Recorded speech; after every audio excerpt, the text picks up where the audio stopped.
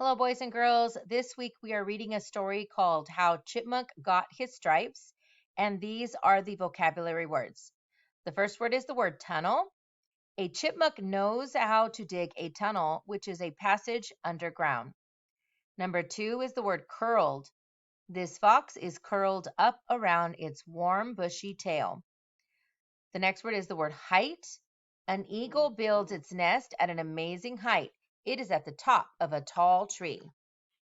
Number four is the word direction. An owl can turn its head in any direction. It can look all around.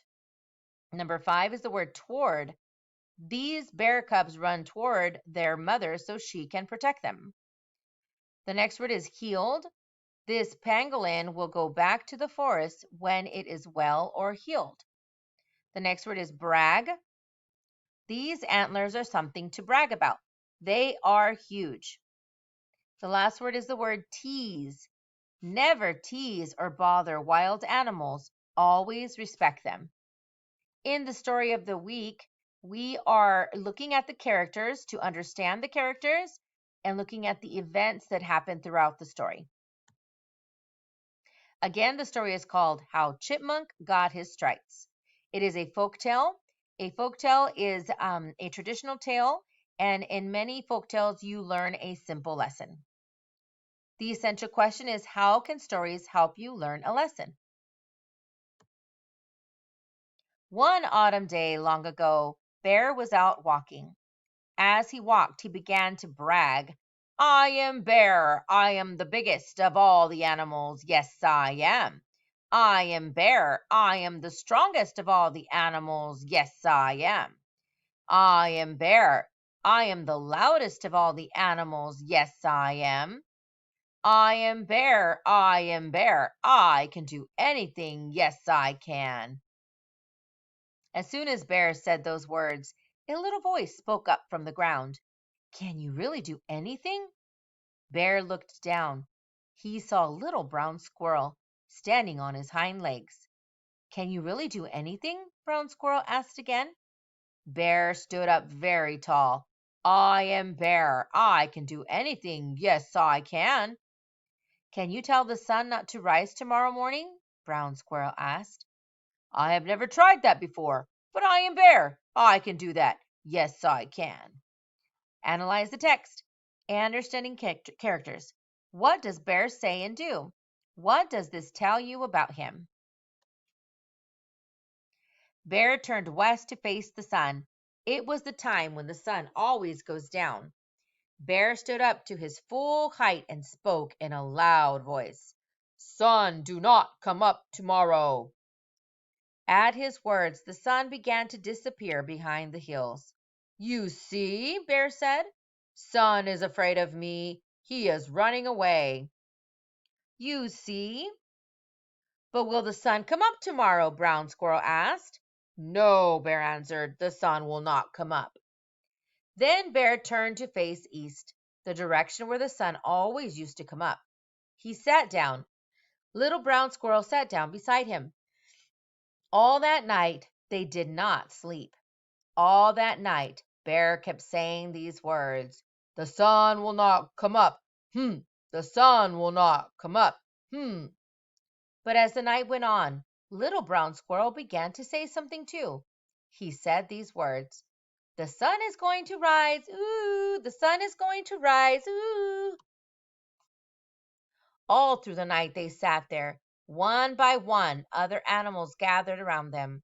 Fox and wolf, deer and moose, rabbit and porcupine, hawk and owl, otter and beaver, frog and turtle, and even the little mice came. They wanted to see who would be right, Bear or Brown Squirrel. This is what the other animals heard. The sun will not come up. The sun is going to rise. Ooh. The sun will not come up. The sun is going to rise. Ooh. Analyze the text. Author's word choice. Why does the author keep repeating Bear's sentence and the Little Brown Squirrel sentence? Finally, it was just before dawn, the time when the sun always used to come up. Look, said Turtle. A little bit of red is starting to show. Yes, said Owl, I believe the sun will rise today. Bear only chanted louder, the sun will not come up, huh? But right next to him, the little brown squirrel piped up, the sun is going to rise, ooh! And the sun came up. The birds sang their welcoming songs. The bright light of the new day spread over the land. Everyone was happy except for one animal. That animal was Bear. He sat there with his head down and a grumpy look on his face. The happiest animal of all was Little Brown Squirrel. The sun came up, he chirped. The sun came up, the sun came up, the sun came up. Brown Squirrel was so happy he forgot what his wise old grandmother had told him when he was very young. Brown Squirrel, his grandmother had said, it is good to be right about something, but when someone else is wrong, it is not a good idea to tease him. Now Little Brown Squirrel began to tease Bear. Bear is foolish, the sun came up. Bear is silly, the sun came up. Bear is stupid, the sun. Whomp!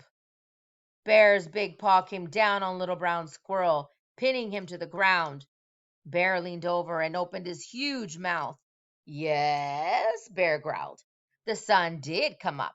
Yes, I do look foolish, but you will not live to see another sunrise. You will not ever tease anyone else again, because I, Bear, am going to eat you. Brown Squirrel thought fast. You are right to eat me, he said. I was wrong to tease you. I would like to say I am sorry because you eat me, before you eat me. But you are pressing down on me so hard that I cannot say anything. I cannot say anything at all. I cannot even breathe. If you would lift up your paw just a little bit, then I could take a deep breath and apologize before you eat me. That is a good idea, Bear said. I would like to hear you apologize before I eat you. So Bear lifted up his paw, but instead of apologizing, Brown Squirrel ran. He ran as fast as he could toward the pile of stones where he had his home. He had a tunnel under those stones and a nice warm burrow underground. Little Brown Squirrel's grandmother stood there in the door waiting for him. Hurry, Brown Squirrel, she called. Hurry, hurry. Little Brown Squirrel dove for the door to his home, but Bear was faster than he looked. He grabbed for Little Brown Squirrel with his big paw. Bear's long, sharp claws scratched Brown Squirrel's back from the top of his head to the tip of his tail. But Brown Squirrel got away, deep down in his burrow where Bear couldn't get him.